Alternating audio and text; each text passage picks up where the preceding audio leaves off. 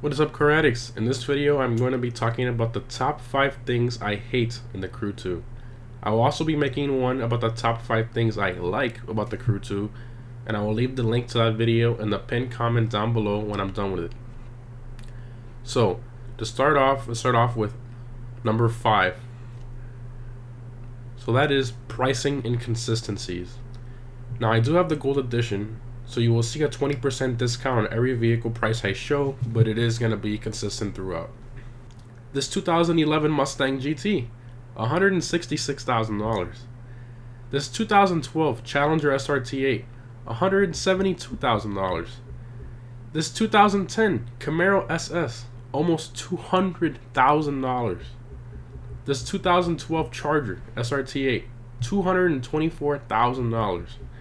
This 2014 base model Corvette Stingray, and it's about $300,000. Then you get to an actual exotic car, like this 2011 Lamborghini Gallardo Superleggera, for example, and it's only about $400,000 compared to the $300,000 Corvette I just showed you. What is this terrible inconsistency? I really don't understand the meaning and the logic behind this. But on the other hand, it is very easy to make money in this game. But again, that's for another video. Number 4.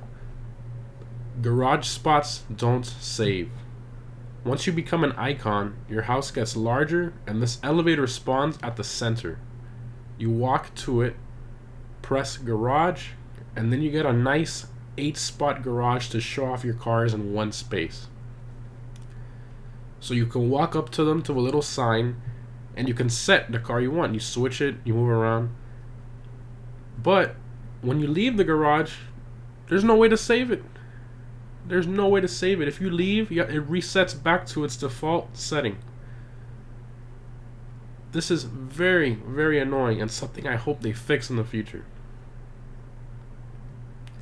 Number 3. Over-exaggerated exhaust backfires.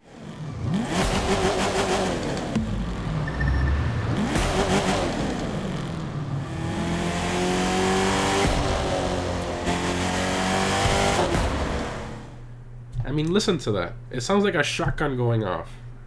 Pretty much every car in the game does this. Even the little Fiat 500 does it.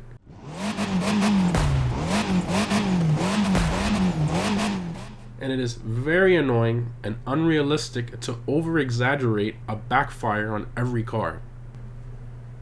Number 2. When driving in the snow or on the salt flats, unless your car is traveling through time somehow, there's no way you can be leaving those tire tracks in front of your car.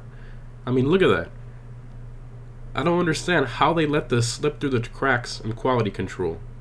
This is completely unacceptable for a 2018 console game. Number 1. Wall riding. Where do I begin? This is by far the worst thing in this game. You can go full speed at almost any guardrail or concrete wall, and it not only brings you around the corner and perfectly exits you, but it also maintains your speed. This really ruins the game for me and many others, because when you take a proper racing line, you will always be slower than the guy wall riding at 200 miles an hour. It completely takes away any type of realism. Even though this is an arcade game, this should not happen. When you hit that wall, it should slow you down to like 50 miles an hour, not keep you going at over 200 miles an hour when you go around it. That makes no sense. I don't think there's any game that allows you to do that. Most games you can wall ride, but it excessively slows you down, which helps and makes it fair and balances the game well. This definitely needs to be fixed in some way, shape, or form. I think just making the cars slow down excessively instead of them going around the corner that fast, that will fix everything. And they're gonna have to reset the leaderboards because all the world records, most of them for the street races and the hypercar races, are really messed up because of this. Well, that's it, guys. That was the top 5 things I hate about the Crew 2.